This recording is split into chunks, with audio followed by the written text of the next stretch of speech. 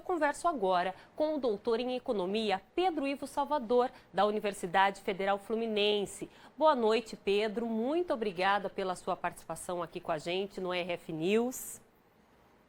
Boa noite.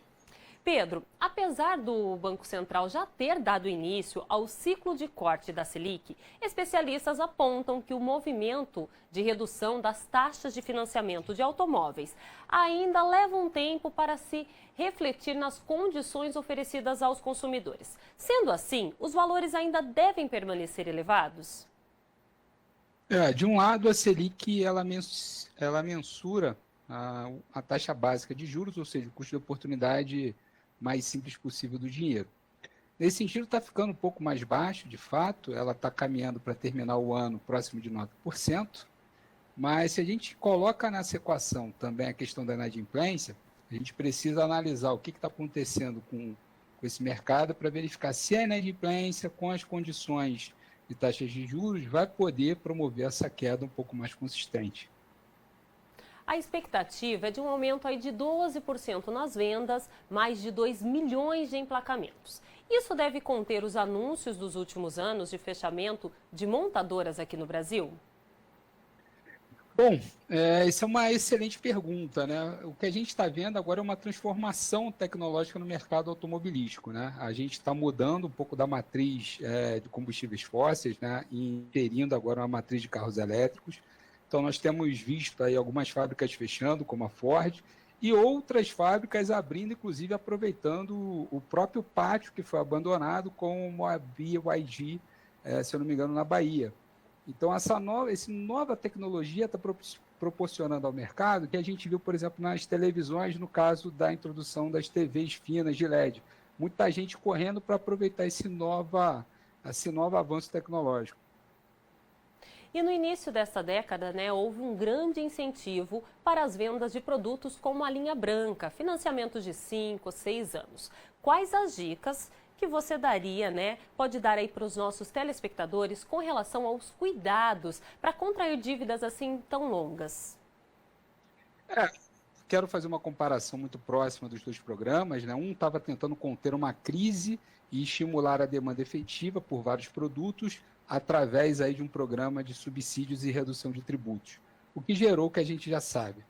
Esse programa acho que é um pouco mais consistente, ele visa dar aí uma nova cara para o mercado automobilístico e também promover o uso de tecnologias menos poluentes. Inclusive, tem lá no bojo do programa a questão do etanol. Sobre o aproveitamento dessas taxas, né, a gente sabe que o mercado de carros, por mais que esteja aumentando o emplacamento, também os valores subiram muito. Então, nesse sentido, é preciso que o consumidor tenha em mente que as despesas de manutenção com veículos são altas também, as despesas tributárias com a manutenção do veículo são altas e também, para quem mora nas grandes cidades, a questão aí das multas, questões assim associadas ao uso do veículo também não são baratas. Então, muita gente faz só a conta para ver se a parcela cabe dentro do orçamento, sendo que, na realidade, você tem que somar todos os custos para não ter uma amarga surpresa ao final do mês.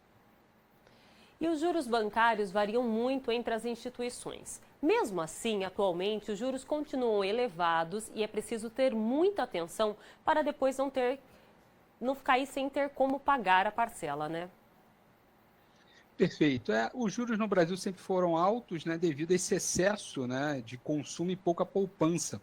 Nesse sentido, é muito comum as pessoas se endividarem para adquirir consumo, né, ou seja, antecipar renda futura.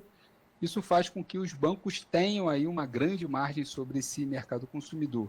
O ideal é que o consumidor, ao decidir fazer a compra desse bem, consiga juntar uma parcela mais significativa, que vai reduzir a despesa financeira com o aluguel do capital, que seria os juros, e promover uma economia maior ao final da compra. O Ivo, fala pra gente, com relação aí aos carros elétricos, quais as mudanças de incentivo? Perfeito. Esse novo programa, né, o Mova Brasil, ele tem essa busca, né, por redução do impacto ambiental do uso de carros, né, de eu vivo em São Paulo hoje em dia, e a questão da poluição por conta aí da queima de combustíveis fósseis gera implicações tremendas, inclusive muitos comparam com os efeitos do próprio cigarro, né, que foi duramente combatido aí, pelo Ministério da Saúde durante muitos anos.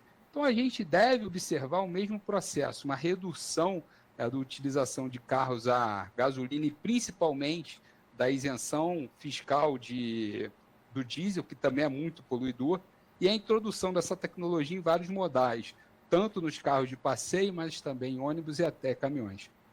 Ivo, eu agradeço muito a sua participação, pelos seus esclarecimentos. Muito obrigada e uma excelente noite. Boa noite para todos, obrigado pelo convite.